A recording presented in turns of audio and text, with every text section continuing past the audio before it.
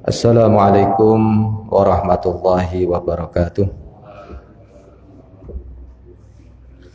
Alhamdulillahi rabbil alamin.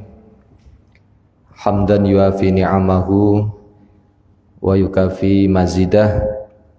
Lakal hamdu kama yanbaghi li jalali wa 'azimi sultanik. Asyhadu an la ilaha illallah wahdahu la syarikalah wa asyhadu anna Muhammadan abduhu wa rasuluh. Rabbi shrah li sadri wa yassir li amri wahlul 'uqdatam min lisani yafqahu qawli. Allahumma anfa'ni bima 'allamtani wa 'allimni ma yanfa'uni wa zidni ilma. Allahumma inni a'udzubika min zawali nikmatika wa tahawuli afiatika wa fujaati niqmatika wa jami'i sakhatika. Marilah kita senantiasa bersyukur kepada Allah Subhanahu wa taala, syukur berlisan yaitu dengan mengucapkan alhamdulillah, dengan zikir-zikir, doa-doa.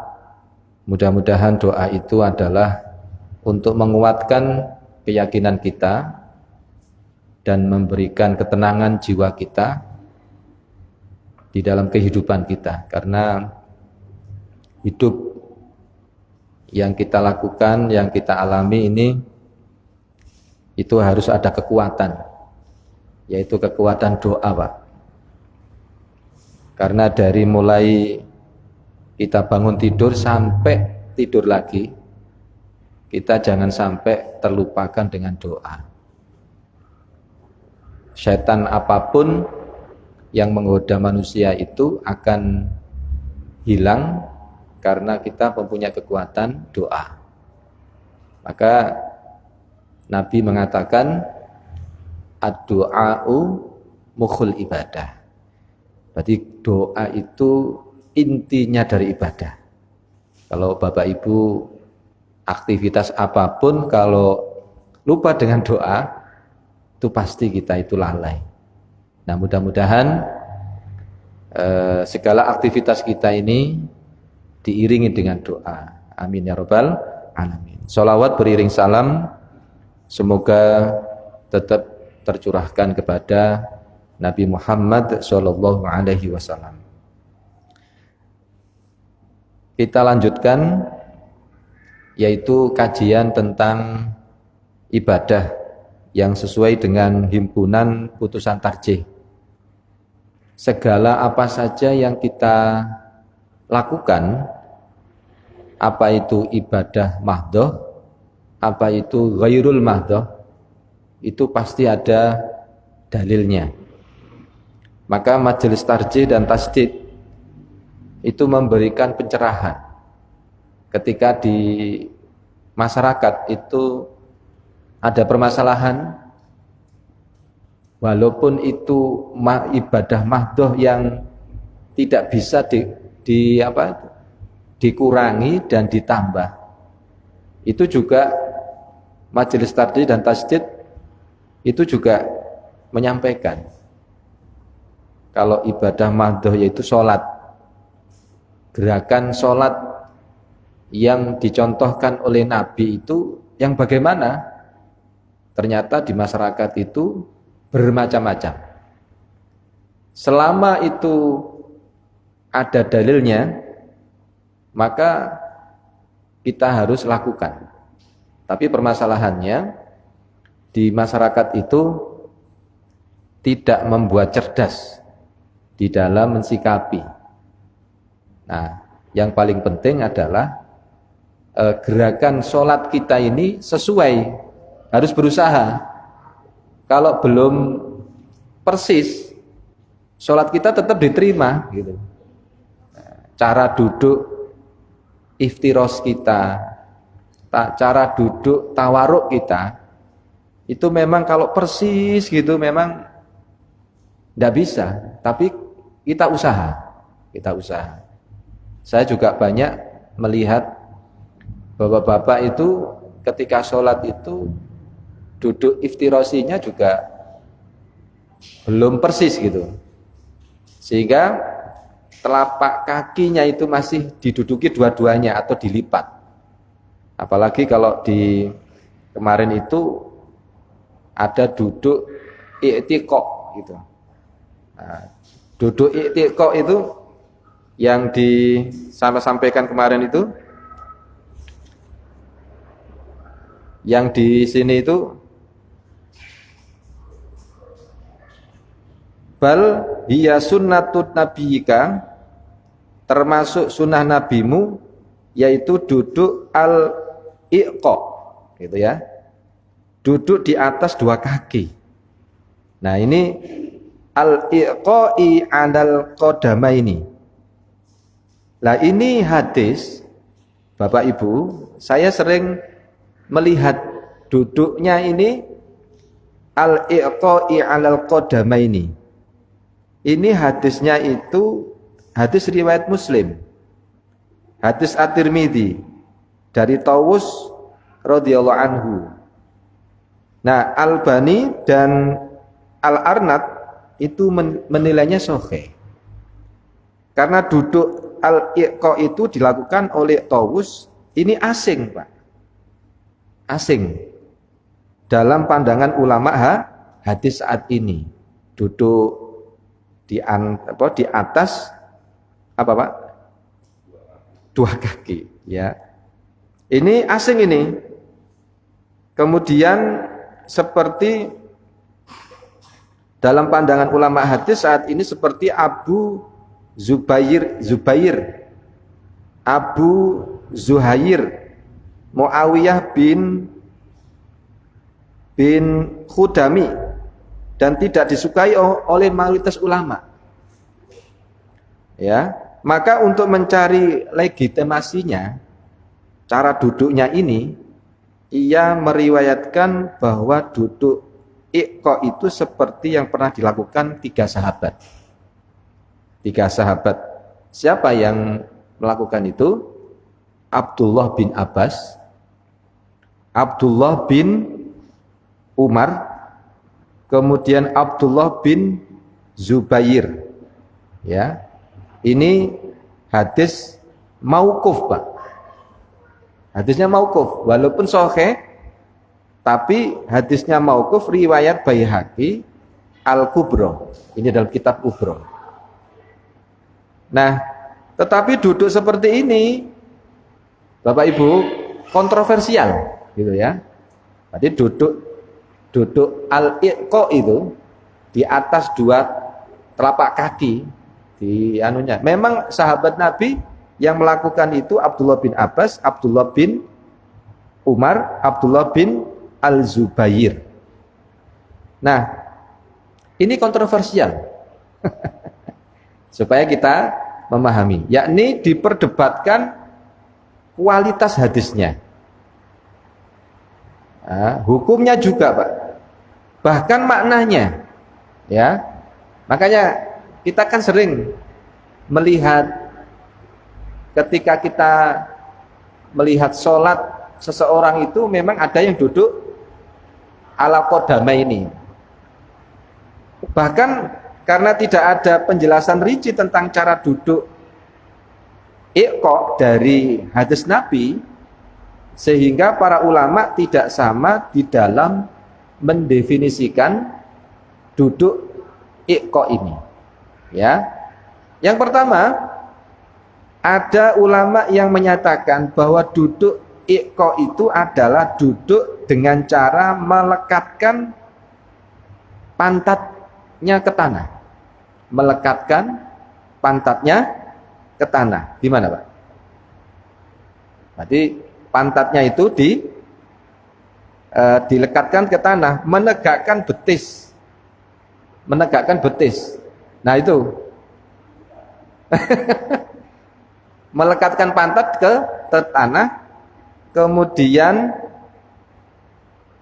menegakkan betis dan paha. Serta meletakkan tangan di lantai. Jadi gimana, Pak, itu? Ya melekatkan tanah di lantai kedua tangannya. Ya gitu. Pokoknya pantat ini ke lantai, ke tanah. Itu yang pertama. Definisi ini sebenarnya bersumber dari Abu Ubaidah yang menyamakan seperti duduk ikoknya anjing. Halo? Ikoknya anjing dan binatang buas lainnya, atau ikoknya syaitan yang dilarang menurut Albani. Ini dilarang kalau duduk ikok itu. Yang kedua, duduk dengan meletakkan pantat di atas kedua tumit yang ditegakkan. Yang tadi. Berarti pantatnya itu, berarti tumit yang ditegakkan. Tumitnya mana, Pak? Ini ya. Nah, berarti ya pokoknya tumitnya ditegakkan, dua-duanya duduk di situ pantatnya. Nah, ini meletak pantat di atas kedua tumit yang ditegakkan. Itu pemahaman ikok yang kedua. Ikok yang ketiga, duduk di atas dua tumit dengan menempelkan punggung dua telapak tangan kaki di lantai. Jadi duduk di atas dua tumit mana? Ini ya, dua tumit itu dengan menempelkan punggung dua telapak kaki di lantai. Dua telapak kaki di lantai. Berarti punggung telapak kaki ini. Nah, punggung ini kan, ini enggak ditegakkan. Pokoknya itu. Cara kedua dan ketiga ini termasuk dibolehkan menurut Al-Bani. Berarti enggak ditegakkan. Keempat, duduk gelisah, Pak. Duduk gelisah. Duduk gelisah itu tidak tenang di atas dua tumit yang ditegakkan. Dan ini termasuk makruh. Ini makruh. Penulis juga tidak menemukan hadis yang marfu yang menyebutkan bahwa Nabi kadang-kadang melakukan duduk iqqa. Nah, sebagaimana analisa Albani, kecuali mauquf yang disandarkan kepada Ibnu Abbas, Ibnu Umar, yang ada adalah hadis panjang dari Aisyah bahwa wa kana yanha 'anil uqbati syaiton. Nabi melarang duduk iqqa-nya seperti syaitan. Hadis riwayat Muslim. Itu sebabnya mayoritas ulama hadis termasuk 4 imam madhab menghukumi makruh. Nah, untuk itu lakukan seperti yang pasti-pasti saja, Pak. Jadi kalau kita melakukan sesuatu ibadah itu, gerakannya itu yang pasti-pasti saja, yakni duduk iftirosi. Hal-hal yang kok itu di dalam perdebatan nggak jelas mana yang benar, maka para ulama menganjurkan duduklah dengan duduk iftirosi jika duduk di antara dua sujud atau duduk tasyahud awal. Ya. Dan duduk tawaruk jika memang itu duduk terakhir. Kecuali memang ada udzur syar'i. Tidak bisa dengan duduk iftirosi. Duduk iftirosi itu gimana, Pak? Telapak kaki kiri diduduki, sedangkan telapak kaki kanan ditegakkan. Itu namanya duduk iftirosi. Enggak bisa tegak, Ustaz. Pokoknya enggak masalah. Yang penting usaha. Tapi kalau memang enggak bisa, uzur, maka boleh duduk iqqa. Ya. Duduk iqqa yang tadi itu loh, kadang yang ono sing memang duduknya ngene, ono sing ngene, Pak, gitu. Ono sing di apa itu? Disilang gitu. Tapi saya kebanyakan itu para jamaah dan bapak-bapak ibu-ibu itu kalau ibu-ibu kita nggak tahu, tapi bapak-bapak itu kadang disilang telapak kakinya itu disilang, atau yang paling pasti itu adalah duduk iftirosi. Boleh duduk bersila. Halo? Kalau memang nggak bisa, Pak, duduk iftirosi misalkan nggak bisa karena ada udzur, bisa duduk iqqa tadi, ya, yang dijelaskan oleh dibolehkan oleh Albani, yang memang itu nggak bisa ditegakkan telapak kakinya atau disilang itu. Nah kalau nggak bisa duduk seperti itu, yang duduk murabba, duduk bersila, boleh Pak. Memang kalau uzur, kalau uzur kok duduk bersila, aneh itu. Boleh duduk di kursi jika memang tidak bisa dengan 4 cara duduk tersebut. Di kursi boleh. Bapak-bapak yang kalau sholat itu duduk nggak bisa, apalagi duduk yang sudah diberi di rukhsah tadi itu. Atau berbaring jika tidak mampu lagi duduk. Iki nemen wis. Ustadz, saya kepingin sholat jamaah tapi nggak bisa untuk duduk. Nah ini merepotkan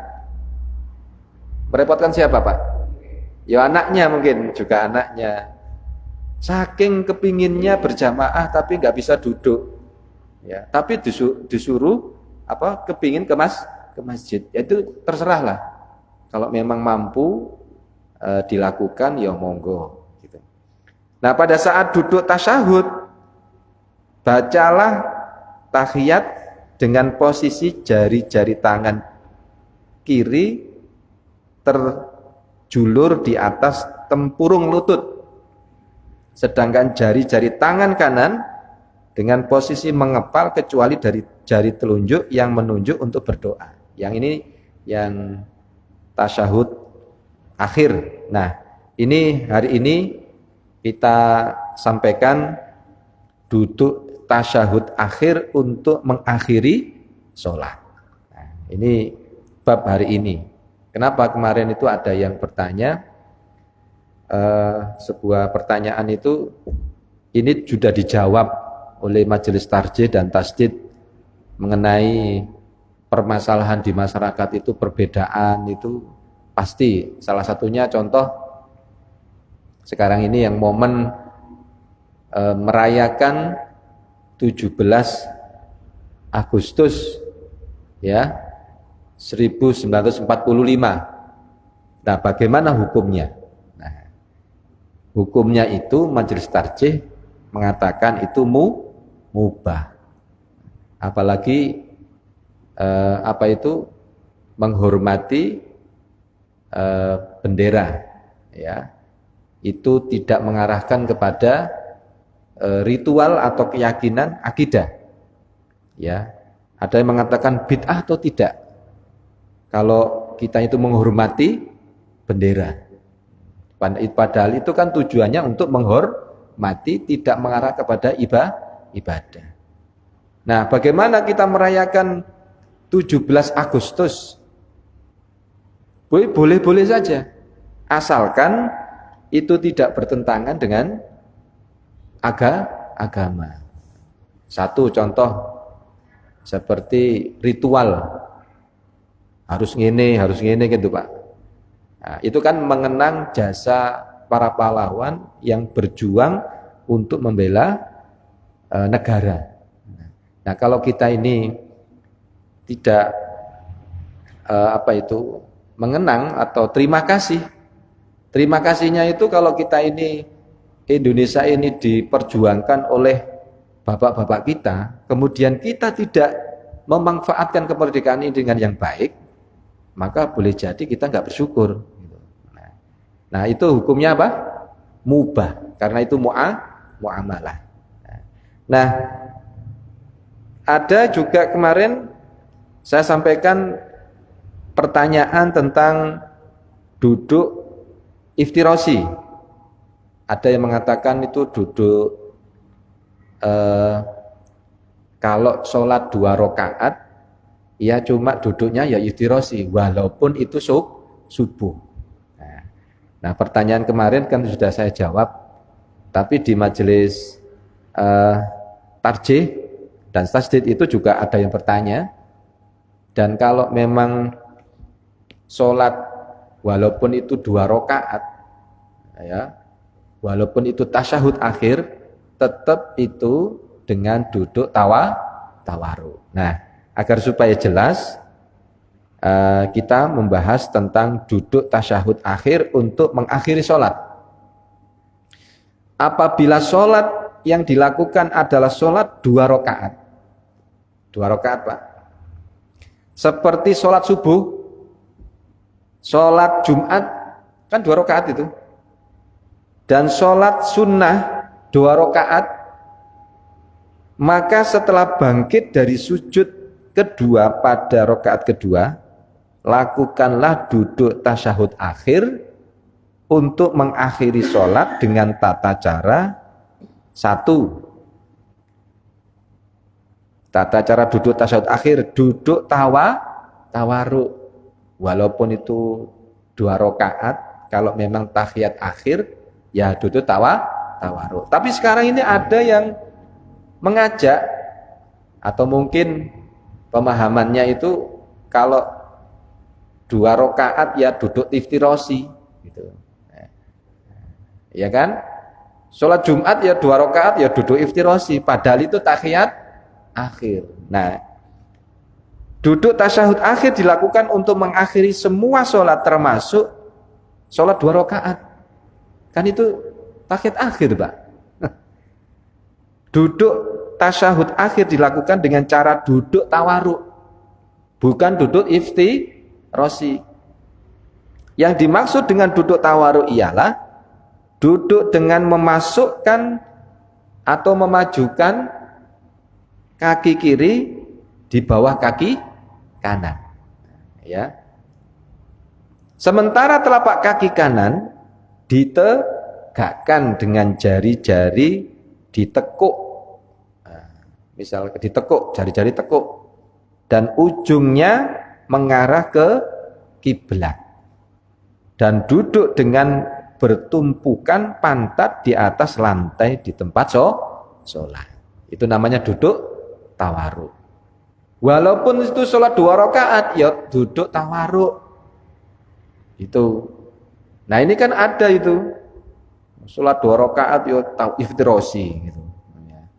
Bahwa duduk tasyahud akhir pada sholat 2 rakaat, baik sholat wajib maupun sholat sunnah 2 rakaat, dilakukan dengan cara duduk tawaruk pada rakaat kedua didasarkan kepada hadis Abu Humaid As-Sa'idi. Nah, ini hadisnya, Pak, supaya kita tahu. An Abi Humaidin Sa'idi annahu qala, dari Abu Humaid As-Sa'idi diriwayatkan bahwa dia berkata, annahu qala, ana kuntu ahfadzakum li sholati Rasulillah sallallahu alaihi wasallam. Aku paling banyak mengingat, sholatnya Rasulullah sallallahu alaihi wasallam di antara kalian. Ra'aituhu idza kabbara ja'ala yadayhi jihidha'a mangkibaihi. Nah, ini aku melihatnya, ya melihat Rasul itu ketika bertakbir, beliau itu mengangkat kedua tangannya setentang dengan bahunya, mangkibaihi. Wa idza raka'a amkana yadaihi min rukbataihi summa hasoro zohrohu. Nah. Dan apabila ruku, beliau itu meletakkan kedua tangannya dengan kuat pada lututnya serta membungkukkan punggungnya. Jadi lututnya ini kedua tangan meletakkan kedua tangannya dengan kuat pada lututnya. Berarti ditekan, Pak. Jangan koyo enggak ditekan. Kedua lututnya ini loh. Kan ada itu kalau saking gemuknya ada jamaah saya itu ada yang belum saya ingatkan. Itu kalau rukuknya itu enggak ditekan. Kedua lututnya oleh tangannya. masih koyok ngene loh Pak, nggak ditekan gitu. Apa memang nggak bisa ya? Apa itu? Menekan kedua lututnya dengan tangannya itu. Kemudian wa fa idza rafa'a ra'sahu istawa hatta ya'uda kullu faqarin makanahu fa idza sajada wada'a yadayhi ghaira muftarishin. Apabila mengangkat kepala, beliau itu meluruskan badannya sehingga semua tulang-tulang kembali pada tempatnya. Jadi wis pokoknya lurus. Dan mungkin kemarin sudah saya sampaikan, ada yang sedekap, ada yang tidak, lebih selamat lagi tidak sedekap. Kita nggak bahas lagi, insya Allah itu sudah saya sampaikan. Kemudian apabila bersujud, beliau meletakkan kedua tangannya dengan tidak membentangkannya. Jadi bersujud beliau meletakkan kedua tangannya dengan tidak membentangkannya. Membentangkannya gini, Pak.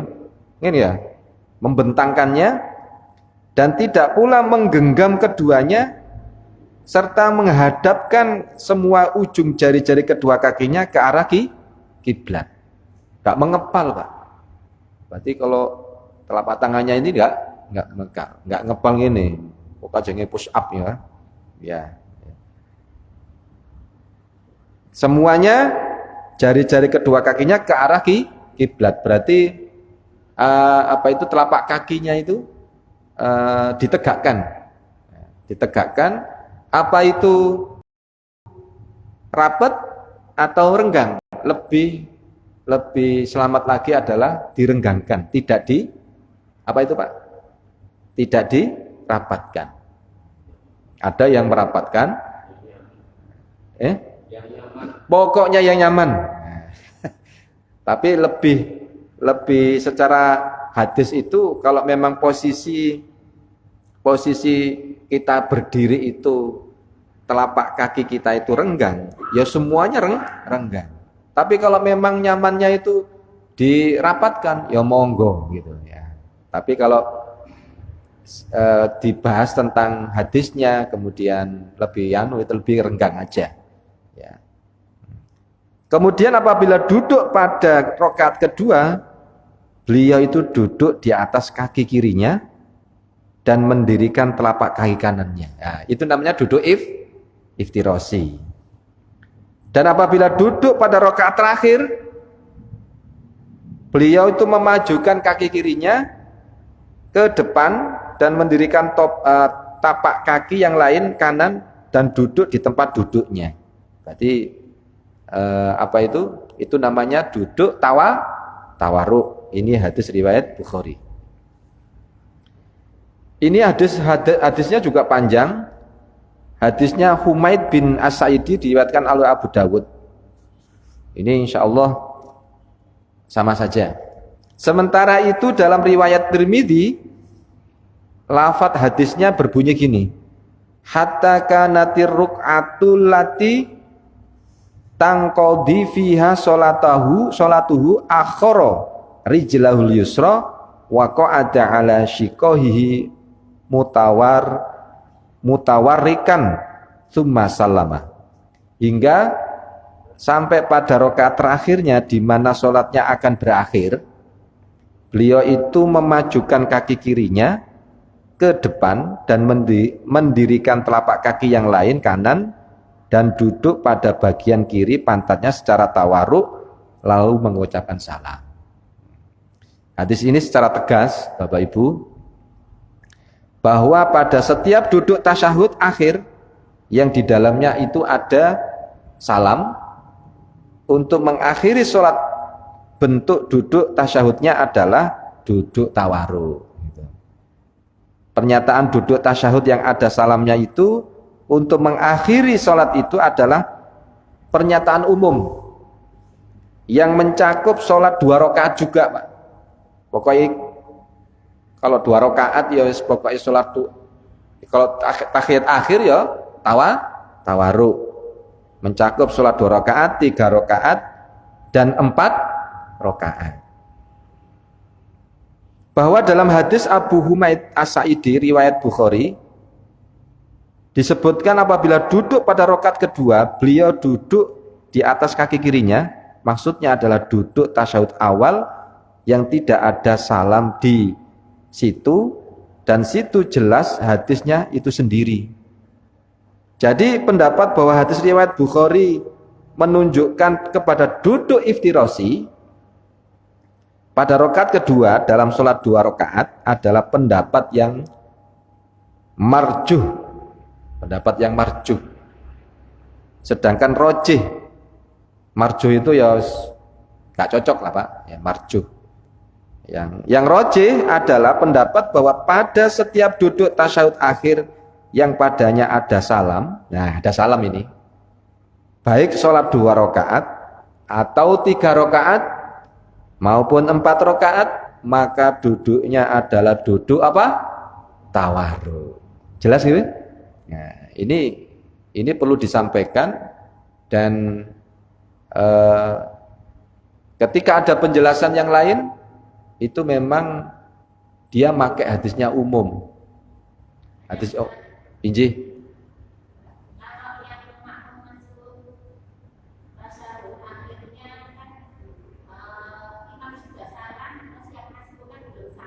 Nggih.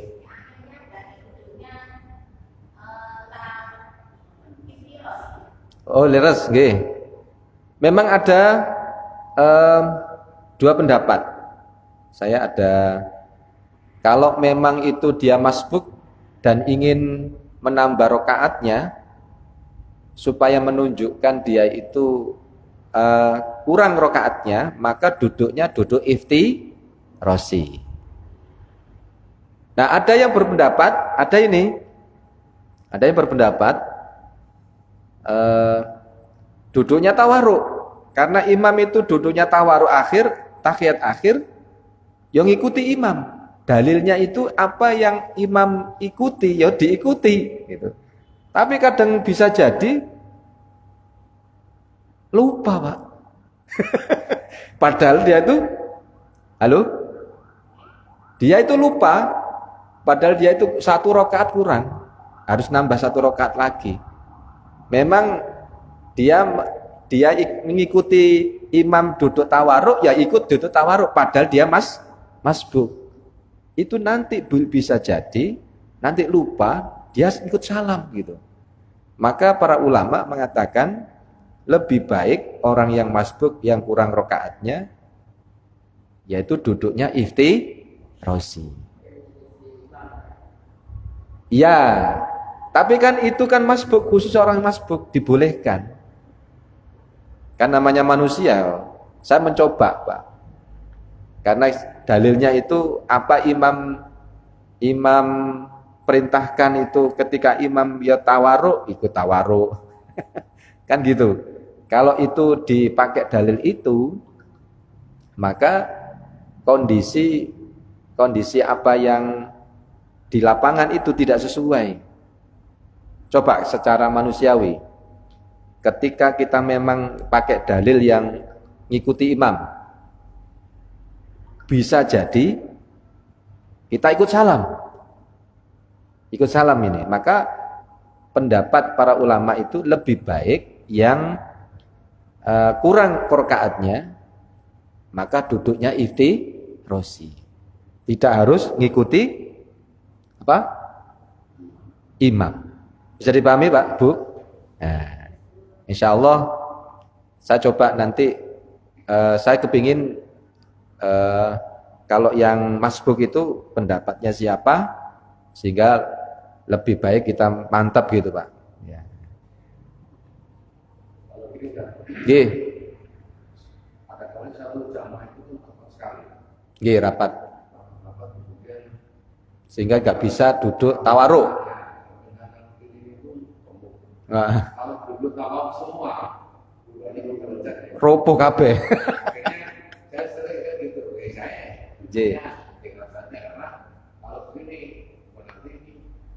ya disesuaikan dengan kondisi. Sebenarnya kalau kita ingin sholat, posisi softnya memang jangan rapet-rapet lah. Kadang itu telapak kaki kita ini terlalu rapet, yang sesuai dengan sesuai dengan posisi kita, ya posisi kita, ya tidak terlalu memang kan softnya itu kan harus rapet. Nah rapet itu kadang posisi kita kadang itu kurang lebar, tapi kerapetan ketika pas softnya itu, sehingga ketika pas mau duduk tawaruk iftirosi akhirnya nggak bisa. Nah paling keduluan.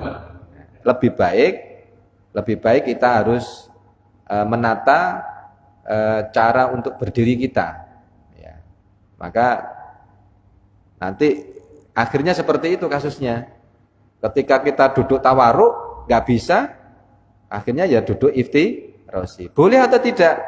Ya boleh-boleh saja, sah hukumnya, sholatnya sah. Cuma ya kita sholatnya harus santai, Pak. Jangan terlalu kita kadang itu semuanya itu sholat itu menghadap kepada Allah. Jangan sampai itu kita bermasalah dengan teman di samping kita. Makanya kalau kita sholat itu memang bersih, kan harus toharoh sih Pak. Makanya sholat itu harus bersih lahir maupun bersih batin. Makanya di majelis tarjih dan tasdid itu dikatakan at-toharotu itu adalah bersih lahir. Lahir ya badannya juga bersih, pakaiannya juga bersih, tempat sholatnya juga bersih. Nah kemudian bersihlah batin, ya penyakit hati itu kita hilangkan. Makanya kan imam mengatakan sawu sufufakum, ya, kan ada wa'tadilu, kan gitu Pak. Itu menunjukkan kepada hati kita itu. Kalau bersoft itu kalau sudah sholat ini ya hati kita itu harus menghadap kepada Allah. Penyakit-penyakit hati kita itu kita hilangkan gitu. Makanya kan seperti pakai wangi-wangian, bajunya ya harus bersih. Coba panjenengan di samping kita orang sholat itu enggak menjaga kebersihan, itu juga mengganggu sholat. Bapak Ibu pernah jejer di samping orang yang memang dalam perjalanan musafir tapi tetap dijaga, karena apa? Memang Islam itu kan mengajarkan bersih. Seharusnya kalau kita dalam perjalanan yang bawa apa Pak? Bawa pakaian khusus untuk sholat. Mohon maaf, perjalanan itu ya keringetan Pak. Keringetan, apa menenek setiap mau sholat itu juga sikat gigi. Oh itu juga dijaga. Berarti Islam itu sebenarnya menganjurkan bersih. An-nadzafatu minal iman. Tapi kadang kita ini kadang nggak memperhatikan gitu. Berarti ini sesuai dengan kebiasaan Pak. Halo. Padahal Islam itu menganjurkan apa? Toharoh bersih gitu. Apalagi posisi kita itu mau sholat, maka posisi yang nyaman gitu Pak. Jangan sampai itu bermasalah dengan teman kita di sebelahnya. Ayo, loh ngono Pak. Ada juga, mohon maaf, ada orang yang sholat itu dzikirnya dibanterno Pak. Seharusnya kan tidak mengganggu di sampingnya. Ada at-tahiyat dibanterno Pak. Nah, saya ditanya, gimana Ustadz kalau dzikirnya dibanterno? Seharusnya jangan mengganggu yang sebelahnya. Yang sesuai dengan kita sepakati, kalau memang imam takbir, kita juga takbir, mengucapkan takbir Allah, tapi enggak keras. Imam mengatakan Allahu Akbar, Allah. Tetap kita mengucap itu. Tapi enggak banter. Sami Allahu liman hamidah, Rabbana. Tetap diucapkan agak keras sedikit. Nah, sedangkan yang zikir-zikir yang lain ketika sujud yang jangan banter-banter lah gitu. Mungkin itu saja yang bisa saya sampaikan. Insya Allah kita akan melanjutkan meletakkan kedua telapak tangan di atas kedua lutut untuk mengancungkan jari telunjuk. Nah, itu nanti insya Allah kita bahas kapan kita itu mengancungkan jari telunjuk itu. Nah, mudah-mudahan nanti kita membahas, dan saya kepingin kalau masalah sholatnya selesai, kita buat gambar yang besar itu, nanti saya coba dipastikan nanti gambar-gambarnya itu kemudian ditempel gitu. Nah, itu ini sesuai dengan majelis tajwid dan tasdid, karena pada umumnya itu kita tidak punya yang gerakan sholat yang memang diterbitkan oleh majelis tajwid dan tasdid, gambar yang ditempel itu. Mungkin itu saja yang bisa saya sampaikan, mudah-mudahan bermanfaat. Subhanakallahumma wa bihamdika asyhadu an la ilaha illa anta astaghfiruka wa atubu ilaik. Wassalamualaikum warahmatullahi wabarakatuh.